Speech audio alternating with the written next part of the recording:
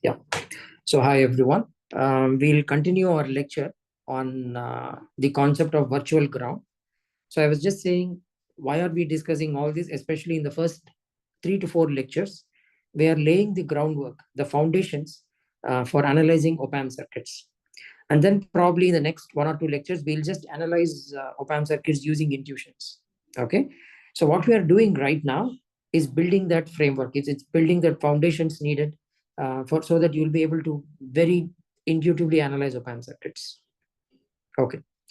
So coming back to our discussion, we were trying to understand what virtual ground in an opamp is. So to do that, I started with the common ground, the word ground that you have been used to so far. I started with saying that we are first something that we use or we see in our real lives as the electrical ground, which is a source, which is a point that can sink infinite current. It's like a sink of electrons. Okay, so it will drain, it will discharge all the electrons. So Earth is also called as we say that Earth can discharge all electrons. So that's something that we are used to, at least initially before you entered engineering. That's something you would have at least heard of. The things that we are more used to in circuit analysis is these three definitions of ground. The first, ground, is a reference node in a circuit. You take any analog or any circuit. This is something you would have learned in your basic circuit theory courses. It is just a reference node with respect to which you measure or define the node voltages at every other node in the circuit. Okay, so that's the first definition of ground. The second ground that we discussed in the last class was AC ground. AC ground is something that you would encounter when you're analyzing amplifier circuits, especially amplifier circuits which will have both uh, amplifier circuits which will have a DC biasing and then an AC signal will be superimposed on that. In such cases, we normally draw an AC equivalent circuit. And when you're drawing the AC equivalent circuit, all the DC voltage sources are assumed to be grounds because there will be no variation of voltage across those nodes. Okay, whichever node you are connecting to a DC voltage source, we treat it as a ground. The third one is something that we encountered in a slightly advanced course, which is microelectronic circuits in your second year undergrad studies. So that's called the differential AC ground. So I discussed what is a differential ground. So I said, assume a simple circuit like this, which is symmetric around some point. The circuit should exhibit symmetry around some point. And if you apply two AC voltages which are polar opposites, which means they are 180 degrees out of phase. Okay, so if you add the two voltages, the sum of the two should be 0. If you apply that to a circuit which is symmetric, then at the point of symmetry, the point around which the circuit is symmetric, usually will be at ground. So this ground, usually will not see any voltage changes. So this node is what we call as the differential AC ground. Okay, so for this ground, for this node to have no changes, the condition is the circuit has to be symmetric around that point. The second condition is the inputs, the excitation sources, they have to be differential in nature. Okay, so which means they have to be 180 degrees out of phase with each other. So that if you add those two input signals, you should get 0. If you satisfy these conditions, then usually the node which will lie on the axis of symmetry in that circuit will usually be a differential AC ground. We took 2 examples of the differential AC grounds to show what is differential AC ground and AC ground. Shown here is a circuit, a very simple differential amplifier. We said that if you can draw a line like this would be the axis of symmetry. If you draw around this line, the circuit will look perfectly symmetric. Therefore, this node and this node will be at 0 volts. The circuit is purely symmetric, and that on one side you're applying a positive voltage, on the other side you're applying a negative voltage, and therefore around this axis of symmetry, along this axis of symmetry, at this point and this point, there will be no change at all. So those two nodes will be differential AC grounds. Okay, those two nodes are differential AC grounds. Now, to make the matters or probably, yeah, I'll leave that at that point. Now let's consider the second circuit that I've shown here. in this circuit, you have two current sources biasing a differential pair. I know your two current sources which are being forced to the drain terminal. So let's, for the time being, assume that this circuit works. Okay. So you may have to do some additional things to make the circuit work in a simulator. So right now we are not going to worry about that. I'll just assume that this circuit works. Okay. Now again, in this circuit, again, I can draw an axis of symmetry, a line of symmetry. Okay. Where around which the circuit is perfectly symmetric. Again, I can claim that if you apply differential inputs, if you apply inputs which are exact polar opposites of each other on either sides of the circuit, then this node will come to ground. This node will also come to ground. This node will also come to ground, but we said that since this node is connected to a DC voltage source, even if you don't apply differential inputs, if you apply even common mode inputs, which are AC signals, but even if I apply common mode inputs, this node will be at ground. Okay. So this node we said is actually an AC ground. It also happens to be a differential AC ground, but it is AC ground first. So what do I mean by that? Even if I don't apply differential inputs, even if the inputs are not differential, this node, which is the supply, the node which I connected to the supply, this node will go to, which will not have any AC variations. Okay. Hence that's an AC ground as well. So now I'll show another circuit. I just want you guys to analyze and tell me, by looking at this circuit, how many differential AC grounds are present in the circuit? Are there any differential AC grounds at all? And how many actual AC grounds are there in the circuit?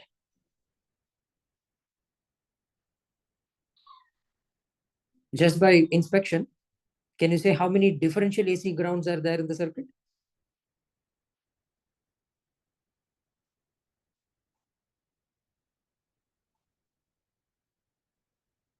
A differential ground is one which, if you should apply purely differential inputs. Differential AC grounds, differential. So here I am not applying common mode inputs. Let's assume I'm applying purely differential inputs, VI by 2 minus VI by 2. If I apply two pure differential inputs, VI by 2 and minus VI by 2, how many differential AC grounds are there in the circuit? Is that okay? Someone said 3. Yes, that's right. There are 3 differential AC grounds. If you see, there is this around this axis of symmetry, the circuit is purely symmetric around these 2 points. So this node will come to AC ground. This will be a differential AC ground, and this will also be a differential AC ground. Okay. How many nodes are just AC grounds? I mean, they don't have to be differential AC grounds, just AC grounds. If I apply some AC signal along with this, I'm applying some common mode AC signal, then how many nodes are pure AC grounds? Is there any node in the circuit? Any node? I mean, leave this, these ground terminals. You can ignore that. If you leave this out, how many is there any AC ground in the circuit? Or if there are, how many AC grounds are there? Remember, I'm also applying a common mode input. Keep this in mind. So how many AC grounds are there in the circuit?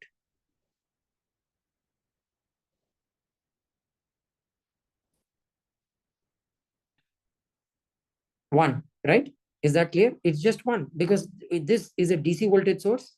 Therefore, this node will come to ground. Okay. So that's it. So I'm not seeing many responses. Is there any confusion here? It's a differential circuit. And so these 2 nodes will come to ground, but that will come to ground only when you apply differential inputs. Okay. You can then treat these 2 nodes as differential AC grounds. On the other hand, this node, it doesn't matter what you apply, whether it's a differential AC or a common mode AC, this node will come to ground. So this is, therefore, this is a pure, a proper AC ground. Okay. So that's it. So now we'll come back to our main discussion, which is the virtual ground. So when we were analyzing operational amplifier circuits, especially an inverting amplifier. So this circuit here, if you see, this is an inverting amplifier circuit. And we analyze the gain of the circuit to be -1. So it is minus of R2 by R1. Since both the resistors are exactly same, the voltage gain of the circuit is -1. Okay. And when analyzing the circuit, we used a result. We said that V plus should be equal to V minus. Now, in this case, V plus is at 0 volts. Therefore, V minus will also come to 0 volts. Okay. Now, since V plus is connected to ground, I mean, it's connected, it's hardwired to ground terminal. But V minus is not. V minus is connected to op-amp's inverting terminal. But by virtue of feedback, the negative inverting terminal also comes to ground. So this ground, this terminal, this node is called virtual ground. It is ground by virtue of feedback. If I remove feedback, if I remove this resistor, okay, you don't know what that potential is going to be. Okay, so it can be, maybe in this circuit, you can say, can you tell me if I remove the feedback, what will be the voltage of V minus? What will be V minus in the circuit? It requires basic circuit understanding. You don't need to know even op-amps to tell. What will be V minus if I just remove the feedback resistor here? 0. No. Feedback resistor is removed. There is no feedback. That will come to 0 only when there is feedback. See, here I've applied input, right? Input signal is applied at this node. Keep that in mind.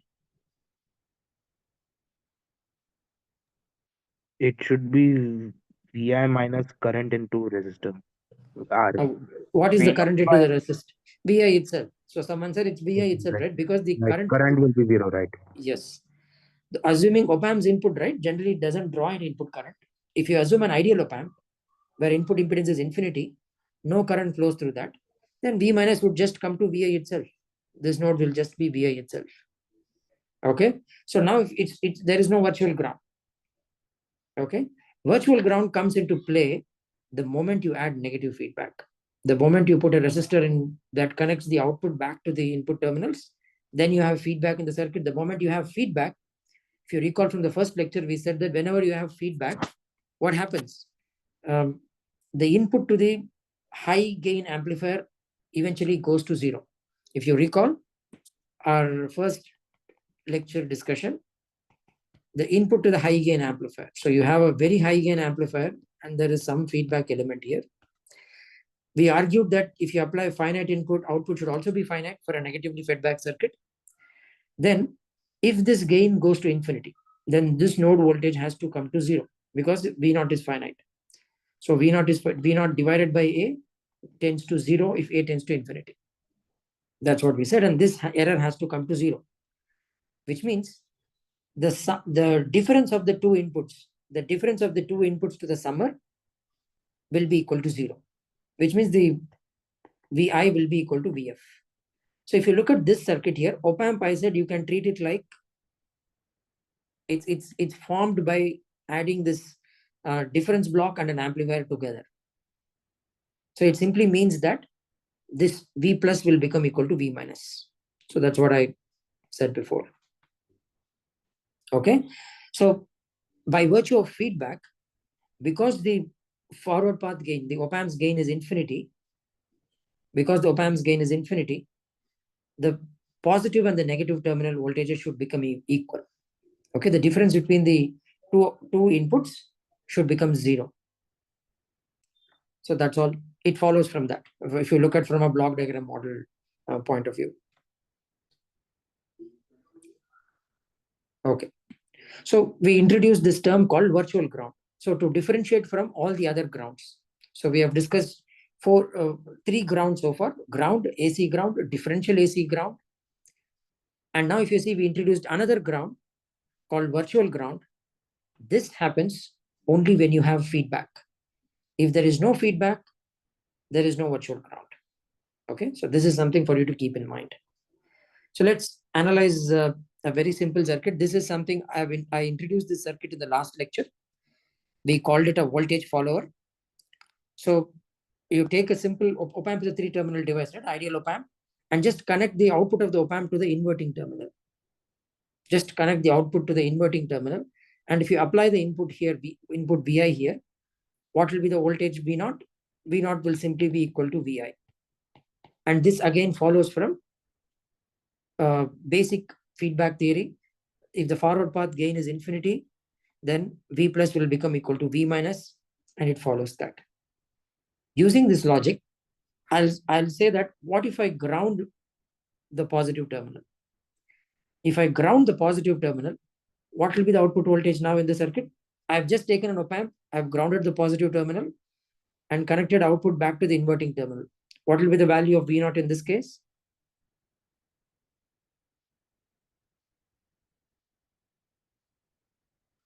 Zero, right? It's a very simple circuit. It's a voltage follower.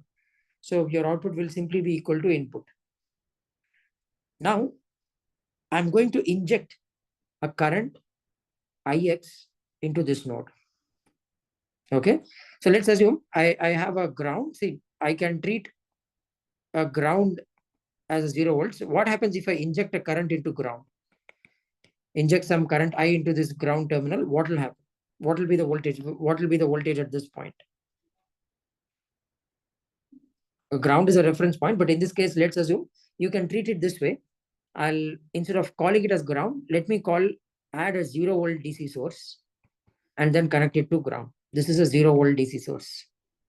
Now, can you tell me what will be the node voltage Vx as I inject a current I into this node? What do you think will be the voltage Vx? It's a 0 volt DC source and independent DC voltage source. What will be the node voltage Vx?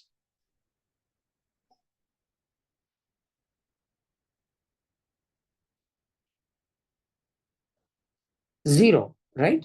So it is zero. So does that make sense? It's zero, right? Because it's a DC voltage. A DC voltage or a ground for that matter can sink infinite current. You can push any amount of current into this node. It doesn't matter. This node voltage will always stay at ground. Okay, so that's what this means. It'll always stay at ground. So that's the property that ground has to obey. So it's like you can treat it like a 0 volt DC source. A 0 volt DC source is also another source which will maintain its voltage constant, irrespective of what current is flowing through it. It doesn't matter whatever current flows through this 0 volt voltage source, this node voltage Vx will always be zero. So that's not going to change at all. So I can argue this will also not change. Okay, that's the definition. We are just discussing very basics here. So it will not change at all. So now I'm going to do a similar test for the virtual ground and see what happens to this node. Okay. So I just injected some current into this terminal and I just told you that, okay, it's a very trivial, by definition, this should not change at all. Now, knowing this result, I'm interested in knowing what happens to the virtual ground. Let me inject a current Ix into this node. Now, what do you think happens to V0?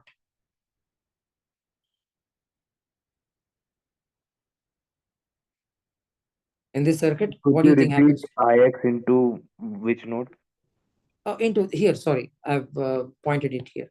So I'm pointing this circuit, Ix into the virtual ground node. I'm injecting the current into this node. Okay. So one of you said it is still zero. Yes. Why is it still zero?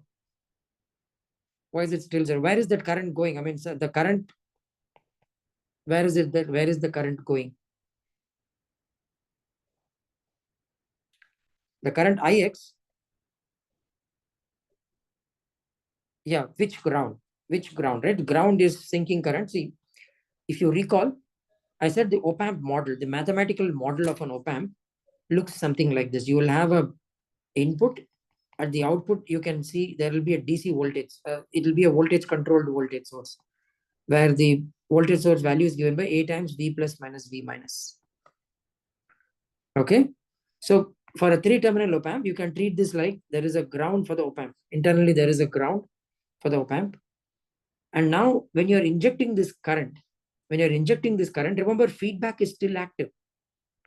Feedback is still active. Therefore, the op-amp will do everything in its power. It will try to maintain this node voltage at zero, because as long as there is feedback, V plus will be equal to V minus. That it will guarantee. Okay. So which means this will always stay at zero. So which means any current that you are pushing here will be flowing into the op-amp. Any current that you are pushing here will flow into the op-amp. And the op-amp, since the output of an op-amp is a voltage source, it's a voltage controlled voltage source. this voltage will remain constant, right? So only a voltage source can do that. It can maintain its output at a constant voltage. So it will sink all the current. Internally, there is a dependent voltage source inside the op-amp. That's the mathematical model of it. That will sink all the current. So that's where the current is going. Okay. So now let me give a slightly more, a slight addition of a resistor. Instead of directly feeding it back, I'm feeding it through a resistor. Okay. Again, this is an ideal op-amp. So the gain of the op-amp is infinity. You can assume it's a very high gain. Now, if I connect ground, if this node is grounded, what will be the output node voltage?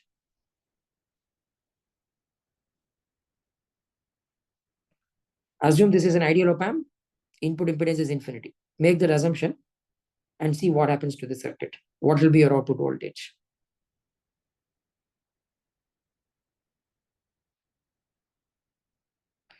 So the positive terminal is connected to ground. So first ask yourself, is there negative feedback in the circuit or not? Is there any feedback at all in the circuit?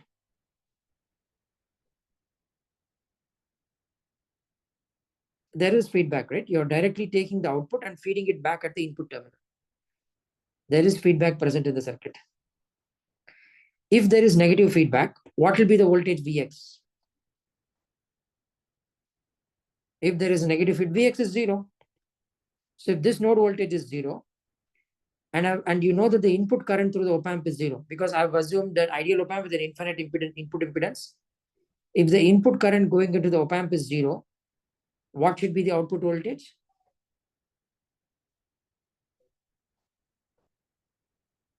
Op-amp's input current is 0. So what should be the voltage drop across the resistor is also 0. The voltage drop across the resistor is 0. Therefore, output will also be at 0 volts. So resistor doesn't make any difference. There is feedback in the circuit.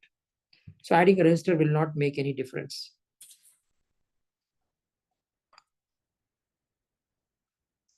Fine. So all I'm saying is that adding a resistor makes no difference there. You're still feeding this input signal. If the input current, since the input impedance of this op-amp is infinity, resistor or no resistor makes no difference there. You might as well short it. Okay, because the voltage across it is 0. Now, I will do the same experiment as we did before for the virtual ground. We said we will inject a current and see what happens. And we saw that previously when we injected a current, this node still behaved like a 0 volt source. This node was still at 0 volts. Okay, it did not change its value. Now I'm saying I'm adding a resistor here. Now I'll inject this current II, some current whose value is II. What do you think? Let me change the direction of II. I'm pulling this current II in this direction. Now, what do you think will happen to Vx? This node voltage. First, let's analyze this node voltage Vx, and then we'll find what V naught is. Yes, this node voltage Vx will stay at 0, right? Vx will still stay at 0 because there is negative feedback still present in the circuit, right? Current source is like an open circuit. I mean, it really doesn't do anything. It's just like for a small signal analysis, you can ignore the current source. It's an open circuit. So therefore, you have feedback. Since there is negative feedback, Vx will come to 0 volts. So this node is still at 0 volts. So if this is at 0 volts, what is the voltage V naught now? Can you predict what will be the voltage V naught right now? IR. So someone said it's II times R. That's true. That's right. So why is that? You have a current II flowing in this direction. Now there is no current inside the op-amp. Op-amp input impedance is infinity. So it doesn't draw any input current. Therefore, all the current has to flow through the resistor. So this current has to come from the op-amp. This will be your path for the current. So the current flowing through the resistor R is II. So the voltage drop across the resistor, this is the direction of flow of current. Okay.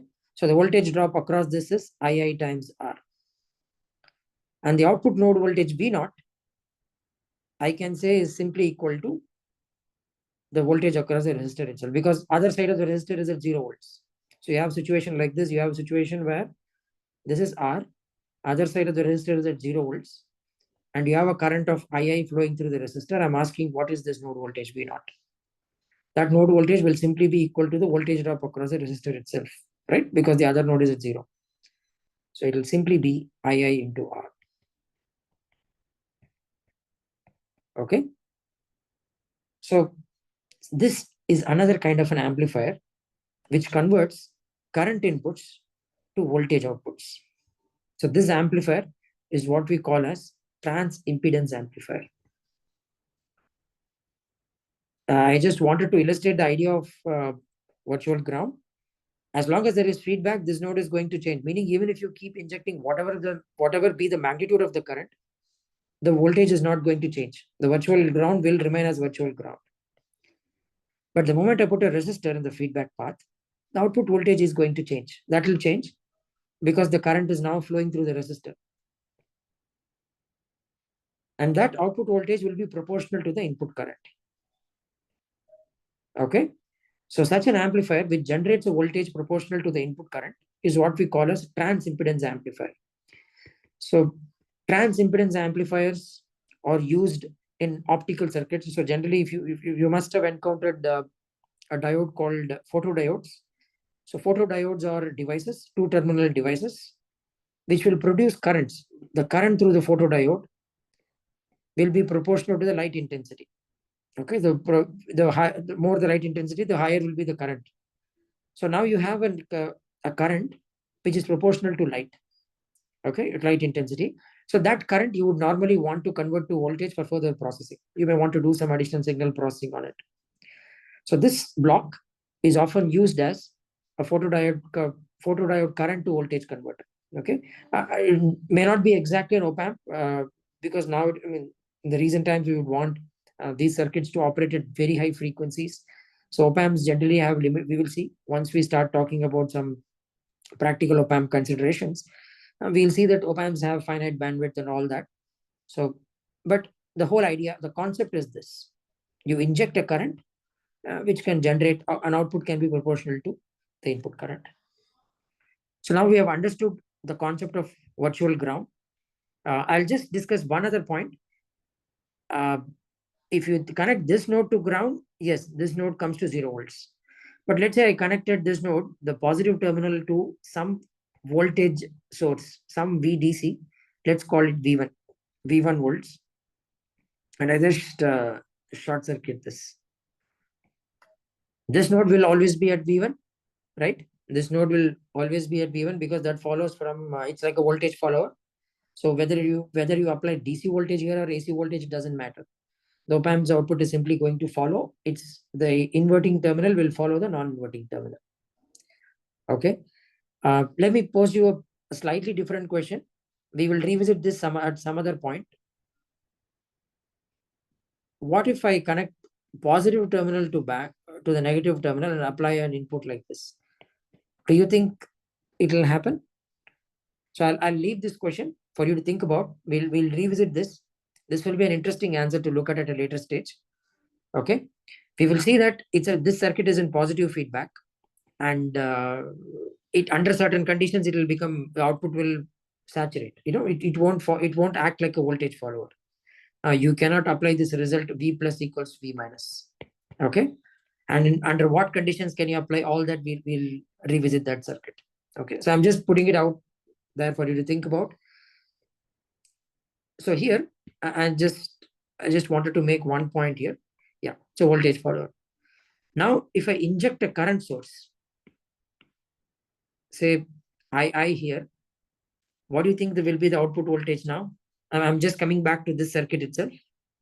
This is a voltage follower circuit. What will happen to this circuit? What will be V naught? I'm injecting a current II into this node right now. What will be V naught?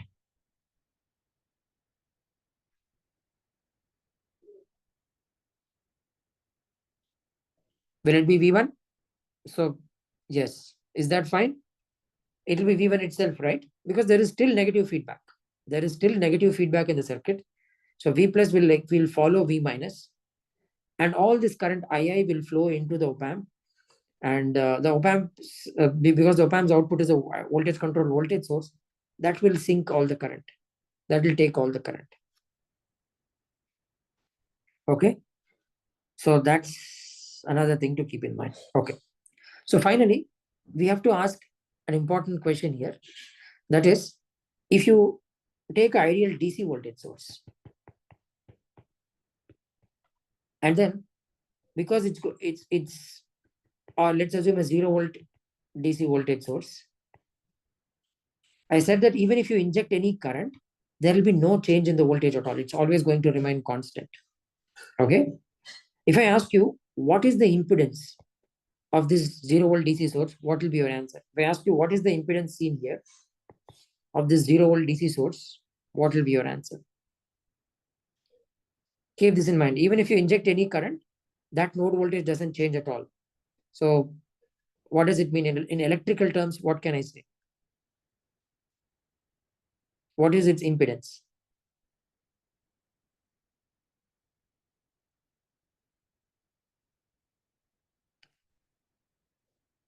Is that fine? So someone said it is 0. Yes. So how do you measure impedance? So whenever you are asked to measure impedance, how do you measure impedance of a circuit? There are two ways in which you can measure impedance. You can apply a voltage source, a test voltage source, and then measure the current drawn by the circuit. You have some circuit for which you want to measure the input impedance. There are two ways you can do it. Apply a test voltage source, let's call it VT, and measure the current IT drawn by the circuit. Then the ratio of VT by IT will give you the input impedance. Okay, you take some test circuit, apply a voltage VT, measure the current drawn by the circuit. The ratio of voltage to current will give you your input impedance. Now, when your input impedance is very low, if your circuit's input impedance is extremely low, in such cases, what will happen to the current IT? If your input impedance is very low, it will grow very large. It will become exceedingly large. Many a times, your measuring device, your measuring instruments may not be able to support such high currents. Okay, usually there is a limit on maximum power that a device can deliver. So for practical reasons, it may not be feasible to measure the impedance of low impedance circuits very easily using voltage sources. So then what should you do? You can apply a test current source instead. Apply a test current source and measure the voltage VT between the two terminals across the voltage source, across the current source. And that voltage is the response of the circuit. You are injecting a current source and then measuring the impedance of that. And you're measuring what is the change in the voltage. Is there any change in the voltage due to this current source? Okay. Is there any change in the voltage delta VT by IT? Is there any change in the voltage due to this current source? Then the ratio of the voltage to current will also give you impedance. Now this guy, we know a voltage source has low impedance, right? It's a DC voltage source, so it's a low impedance source. So I can't apply a voltage source and measure current. So instead, what I'll do, I'll apply a test current source IT and try to measure the voltage at this point. So what will be the change in voltage in this for a DC voltage source of 0 volts? If I push a current IT there, it'll be 0, right? It's just a voltage source of 0 volts. It doesn't matter what current you push into it, that node will always stay put at 0 volts. So the impedance is 0 divided by IT, which is 0. So for a DC voltage source, the impedance is 0. So that's how I'm measuring impedance. Now come back to this circuit, because now we are calling it virtual ground. I'm interested in knowing what is the impedance of what is the impedance when I look into this node, the virtual ground node.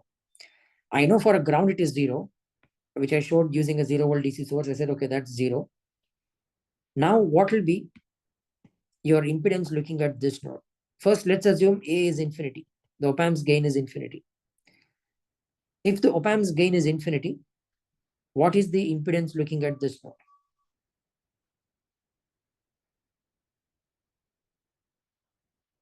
So go with the same approach, what I discussed. Start with applying a test current source. Apply a test current source at this node and see what is the change in the node voltage. If I apply a test current source, will there be any change in this node voltage? Yeah, there is no change in that node voltage, right? Because it will always be at 0 volts because it's a virtual ground. Even if I inject a current source, so this will always be at virtual ground. So therefore, at this node, the impedance is simply 0 by IT, which will be 0. The input impedance at this node will be 0. So this is a very useful idea. You will see later, I'll analyze the circuit and then it will all become clear why did we make some assumptions in the first few lectures. Now, if I replace this resistor with some impedance, it can be some complex impedance, Z of S. Sir, I had a doubt. Yeah. Didn't we initially assume that input impedance for an op-amp is infinite, so that the current is Yeah. zero? Yes, that's a good question. So he's asking, did we not assume the input impedance of an op-amp is infinity? And now you're saying that the op-amp's virtual grounds impedance is 0. So you have to understand, when I said the op-amp's input impedance is infinity, I am talking about the open loop input impedance. Open loop, meaning the op-amp is just in open loop. When you have opened the op-amp, there is no current that flows into or out of the op-amp's terminals. The op-amp's terminals might be some MOSFETs, right? It's a gate of a MOSFET, for example, if you want to realize it. So that's what it means. The input impedance is infinity means that.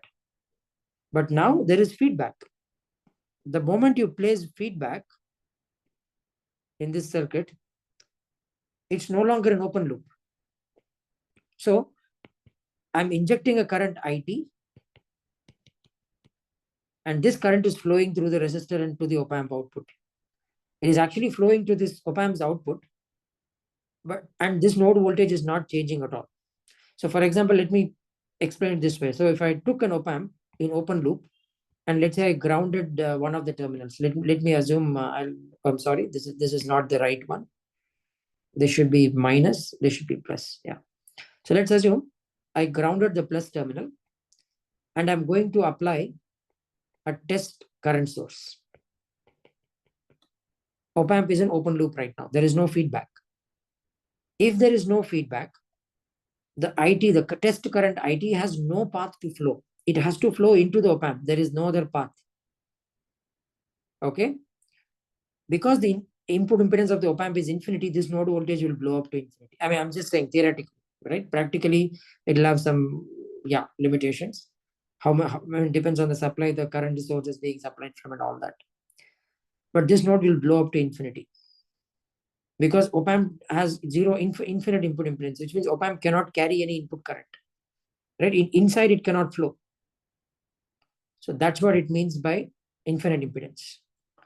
But the moment I add a feedback, the moment I put a feedback, there is a path for the current.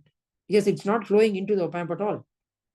It is in fact not flowing into the op-amp, but in fact it is going through this. This node is a ground only because of feedback, not because of op-amp's infinite. Op-amp has nothing to, I mean, by in itself, op-amp is doing nothing, but once you add feedback, by virtue of feedback, you're seeing all this. So when you inject a current, that current is going to flow into the op-amp. And this node voltage will remain constant. So if I treat it like a black box, if this current source doesn't know anything, okay, what is inside the circuit, it is going to think this node is ground because this node has zero impedance. Okay, the node has zero impedance, and that's because, and what's happening is that all the current it is supplying is being absorbed by the op-amp's output. It's still not flowing into the op-amp's input. See, if you look at this point, if I ask you what is the input impedance at this point, I'm looking into the op-amp. Yes, the answer is infinity. But the moment I add negative feedback, then things change. Now I'm looking at this point. Okay, there is negative Understood, sir. feedback, then it will be 0. Yeah.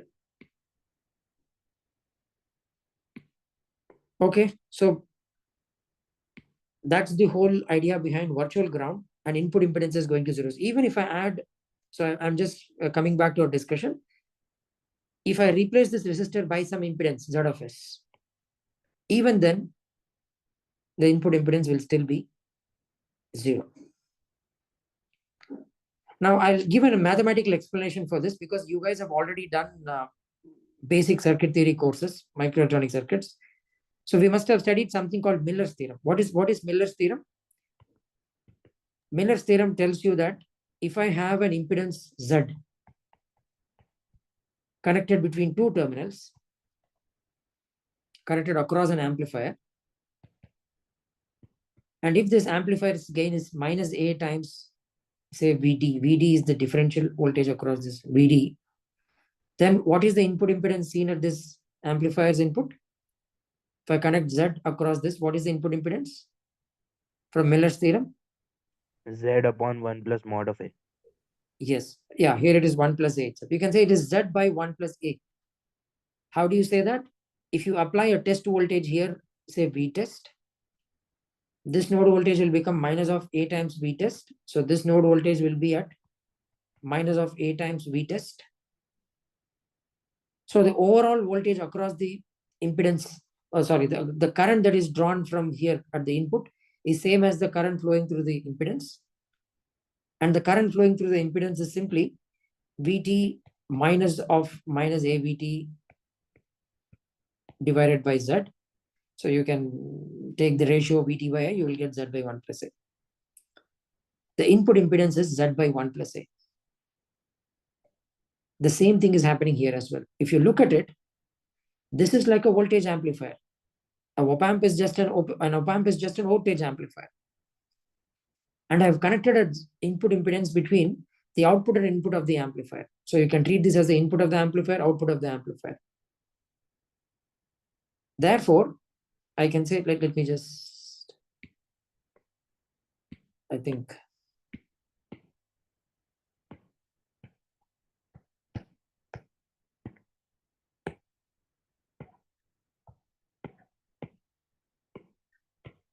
yeah. So now if you look at this node here, the impedance seen at this node, I can say it is simply Z of S divided by 1 plus A. Okay, I can apply Miller's theorem and tell you that by applying Miller's theorem, I can say that the input impedance seen is Z upon 1 plus A. If A tends to infinity, then the input impedance tends to 0. Because your ideal op-amp's gain is infinity, so your A will tend to infinity, so this impedance will tend to 0. So that's a mathematical way of showing that the input impedance of an op-amp is, the input impedance of at the virtual ground node, okay, is always 0.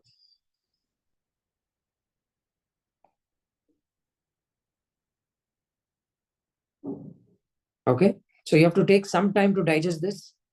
In case you have any doubts, we can discuss at the end of the lecture. So I'll move on to another circuit.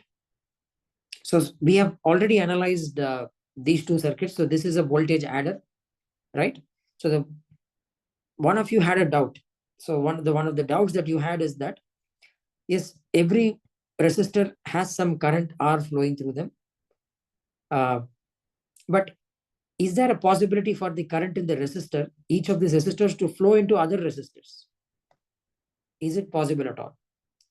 Yes, we said that, okay, at that time when I was trying to explain you, I said, okay, let's ignore about what's happening between resistors. Instead, I said, okay, this node is going to be at 0 volts because it's a virtual node. Due to feedback, this node will be at virtual ground, 0 volts. And I said the total current. So I have a series of resistors connected in parallel. So the first resistor, one of the nodes is shorted. So this is V1, this is V2. The current through each of the resistors is VI by R. Okay, where ith resistor is VI by R. So first resistor will be V1 by R, second will be V2 by R, and so on. And all these currents are getting summed at the output. So if I measure the total output current, so this node is at 0. By using Kirchhoff's current law, we said this current is going to be sum of Vi by R, I going from 1 to N. It's the sum of all the currents. And we said that current here has no path because it cannot flow into the op-amp. It has to flow through the resistor. And that's how we measured the output voltage will turn out to be. We said the output voltage will simply be minus of V1 plus V2 plus so on up till Vn. It's a sum of n voltages. We just analyzed it using KCLs and KVLs. Now that we have introduced the concept of virtual ground, you can immediately see that the impedance offered by the op-amp, at this node, so I'll ignore this circuit. So if you are looking at this circuit here, I'm pointing at this node. The input impedance seen here is 0. That's what we analyzed just now. Now, whenever you have a current that's entering a node and it sees multiple paths, multiple resistive paths, which path will the current favor the most? The path of least resistance, right? When you have current entering a node and there are multiple branches going out of that node, maximum current will always flow into the path of least resistance. Now here, the current in V1 by R is the resistor, that's the current flowing through R, it's coming here, it's entering this node. At this point, it has many options to choose from. It has n minus 1, totally n paths. Out of those n paths, n minus 1 paths offer a resistance R. Each guy offers a resistance R. But one guy, the op-amp's input, is offering an input, the virtual node is offering an input impedance of 0. So if I connect two resistors in parallel, one is shorted and other is 0, and I put a current source II here, what will be the current flowing through this resistor R due to II? 0. 0, right? All the current will flow through this 0 resistance path. So that's what's happening here.